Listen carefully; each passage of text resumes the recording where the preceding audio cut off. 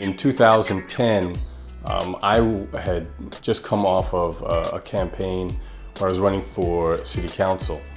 And I was part of a lot of different conversations about what people thought was needed in Bedford-Stuyvesant and Crown Heights. The campaign, although it wasn't successful, was very successful in that it built this base. And so now what do we do with all these people who came out to support?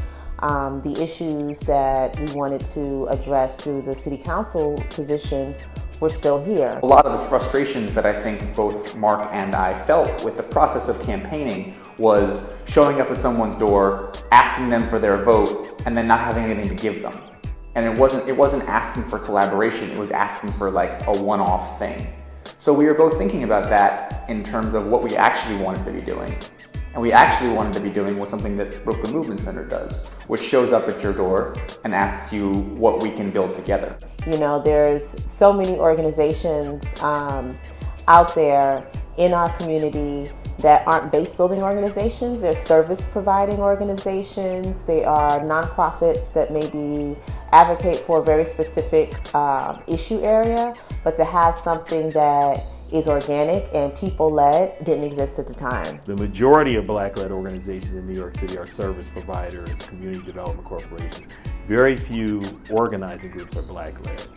And then when you start looking at neighborhoods that are have high concentrations of Black populations, there really are not that many organizations out there that are doing organizing, or in the sense of Brooklyn Movement Center, the policy work with organizing and a great communication strategy. So when I first heard of BMC, it sounded like something really exciting. It was my friend Fernando Lorence, who's now the chair of the BMC board. He was telling me about this great stuff that was going on in Central Brooklyn, and it was about bringing people together to do organizing work and to really be a force of power in creating change in Central Brooklyn. And I was like, well, that sounds exactly like something that I want to be a part of. In the beginning, it was a little bit cray-cray because we really didn't have an office, and we were working out of cafes.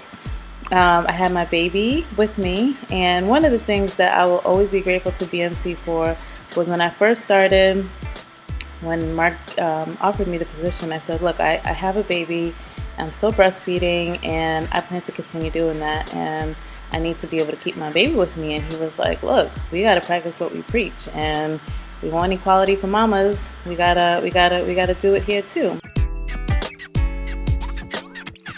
I think we saw ourselves as not only supported by philanthropy, but in many ways being supported by our membership and other people who live in the neighborhood. When BMC started, they started by asking the community, hey, what do you need, right? So it's not just a one-way conversation. It's okay, what are the things that you would like to see differently? And instead of us being like, okay, we'll be the ones to change it for you, come on, be a member, let's work towards this. For example, with our food justice work, you know, BMC helped create a model where community residents would come together, determine what their needs were, do our own needs assessment, and then also here's some different solutions. Let's vote on a model that works best for our community. So one of the things that I love about BMC that makes us completely different from any kind of organization doing community organizing work right now is our strong commitment to communications, to citizen journalism work. What we're building now in the form of Brooklyn Deep,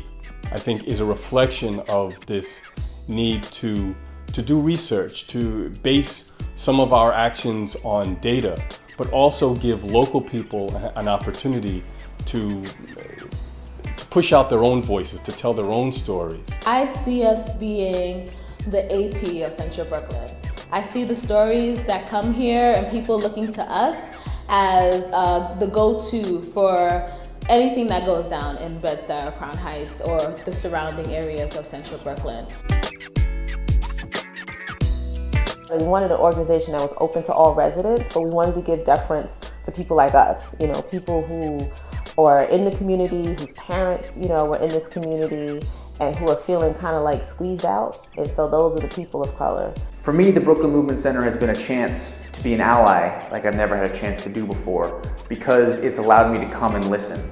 And through that listening, figure out more and more how I can support other voices and I can support other people making the actual decisions and being the leaders. That went right into the thinking, the initial, sketches of what the organization would be, that it would give importance and priority to be led by members of Bed-Stuy and Crown Heights who were people of color, and that we wouldn't, that we would embrace all of our new neighbors, but we would try to help people understand white privilege and how to deconstruct that. I think because some people probably see it looks like it just popped up. We're out there on street harassment, we're out there on police brutality, we're out there on food justice, we're out there on education, and think, well, maybe this is like a repackaging of an organization that existed already. How did I not know about this? And so I think people are asking about the history because they don't realize that we just started. But we started with a bang, and I think that it's really important that people see that they're coming in on the ground level, because I think it helps with ownership and buy-in, that I'm here. Anyone who joins now, anyone who joins last year, who joins now, they're really founders. As our capacity grows, as our aspirations grow, as more people become members and are mobilized, I see us not only working on different issues, but also working deeper in issues. And I see BMC going on and doing big things and revolutionizing Brooklyn and getting everyone on board with that and ending street harassment. Please do that. I think you guys can do that. I'm really proud of BMC and I'm really happy that I got to be a part of the history and I hope to be a part of the future.